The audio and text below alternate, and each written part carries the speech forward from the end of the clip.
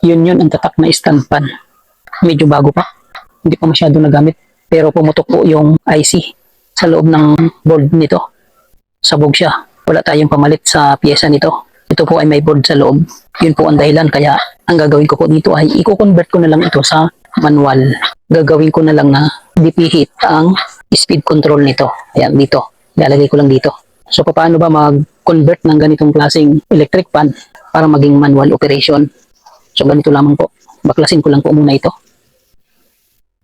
So, ito mga kariyan, nabaklas ko na. Ayan, walang problema sa motor. Maganda pa ang itsura at malinis. Ayan. Ang naging problema lamang po nito ay dito sa electronic board. Ito po yung kanyang board na sumabog yung IC. Ayan. Ito yung IC. Tuklap na siya. Sumabog.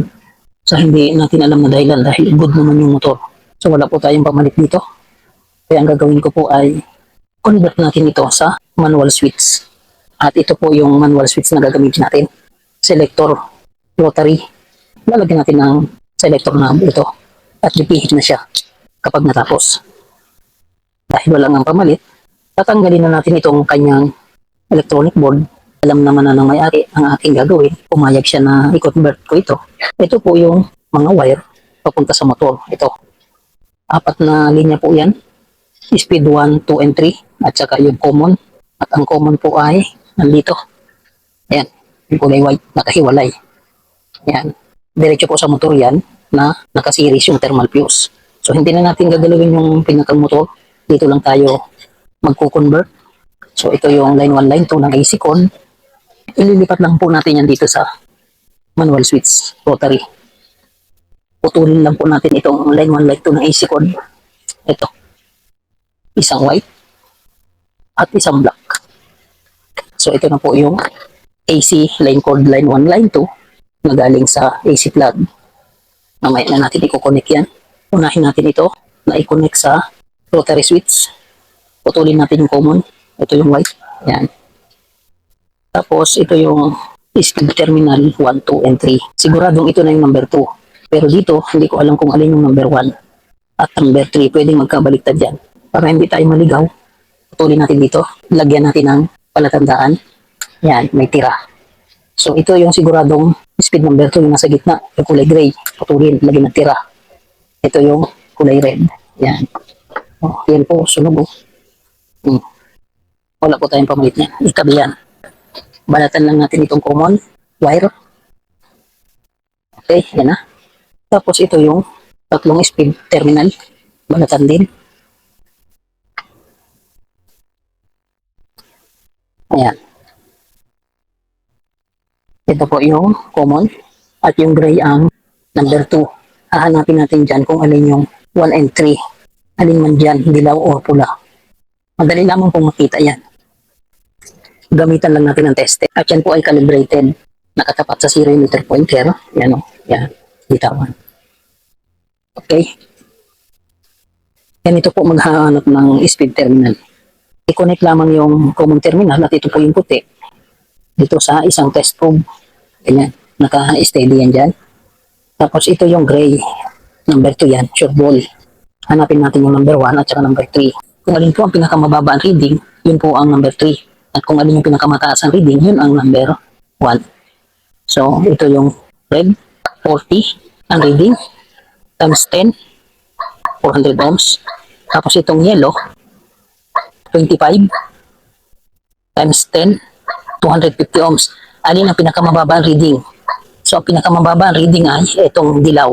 Kung alin ang pinakamababa ang reading, yun po ang number 3. So, ito yung number 1, 400 ohms. Tapos ito yung number 2. Sigurado nasa gitna ng 400 ohms at saka 250 ohms. Sukatin natin itong number 2, itong gray. Ayan, 30 times 10, 300 ohms. Tapos ito, 250 ohms. Ito yung number 1, speed terminal number 2. Yan po ang magiging speed terminal number 3. So, ganito po ang arrangement. 1, 2, 3. Red, gray, yellow. So, yun po ang ikakabit natin sa speed terminal ng switch. O, ganito. Tanggalin na natin yan. Dahil nakuha natin yung ilanlan sa kanila. Para madaling dumikit, hinangan muna natin para magkaroon ng pondo na tingga itong mga dulong wire. Yan. Tapos itong common, mamaya na. Yan, lalagyan na po natin ng tingga yung mga dulo ng wire. Mamaya na itong common. Tapos itong terminal ng switch, lagyan din natin ng tingga para madali siyang mapadikit.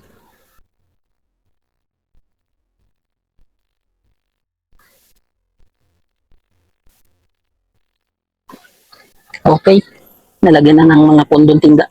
Tandaan, alin ang number 1, number 2, number 3 na terminal dito sa switch. So yung nakahiwalay ay common terminal ng switch. At yung katapat sa kabila, yun ang number 1. So number 2 yung gitna at number 3 itong kasunod. Tandaan na ang katapat ay yun ang number 1 na terminal.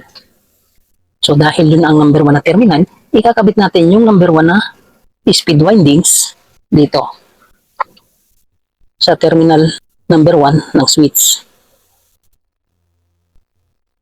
Ayan. Tapos yung gray, yun ang speed terminal number 2, ikakabit sa terminal switch number 2 dito. Okay. Ito yung natitira.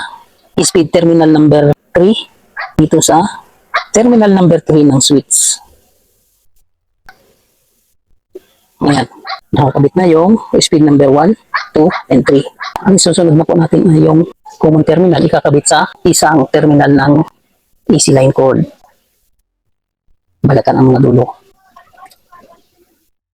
Ito, common wire ng windings at line 2 ng AC line cord.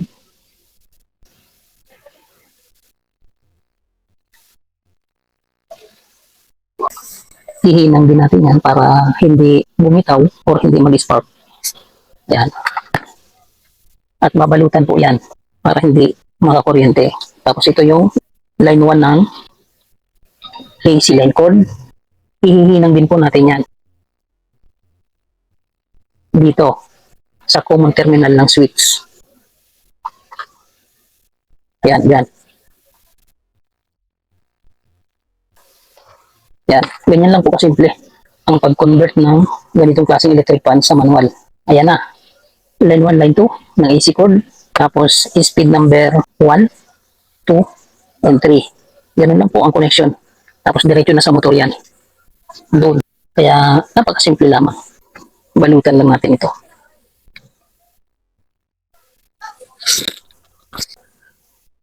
Tapos ito, yan, dito natin ilulusot. Bubutasan natin ito para mailusot ito. Ganun lang po, diskartehan lang natin. DIY. Ayan, pinutol.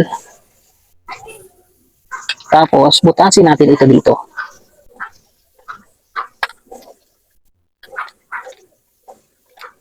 Yan. Diyan natin po ilulusot yung switch. Dito. Para lumagpas doon. Tapos lalagyan lang po ng knob. Ganyan. So magiging ganyan ang itsura niyan. O. Kabit lamang po natin ito. O ayan mga kariya. Ganito ang pagkabit ng selector switch. Tapos pagka naikabit na, ito na po ang naging resulta sa itsura. Ganyan. O ayan. Parang original. Hindi halatang convert dahil maganda ang pagkakagawa. Subukan natin po ito na isaksak sa outlet. Yan. Subukan natin sa number 1. Yan. Gumagana mga kariyan. Number 2. Yan. Gumagana. Okay. Lagyan natin sa number 3. Yan. Lakas. Yan. Tumudo. Steady natin. Okay. Naka-steady na. 0. Ayan. Gumagana yan. Number 1. Ganun po ang pag-convert ng ganyang electric fan sa manual. Paki-like and share po ng video na ito para may matutunan ang iba. The real life Vickers Real Glow expresses the reflections of a common worker, driver, technician, and a barber.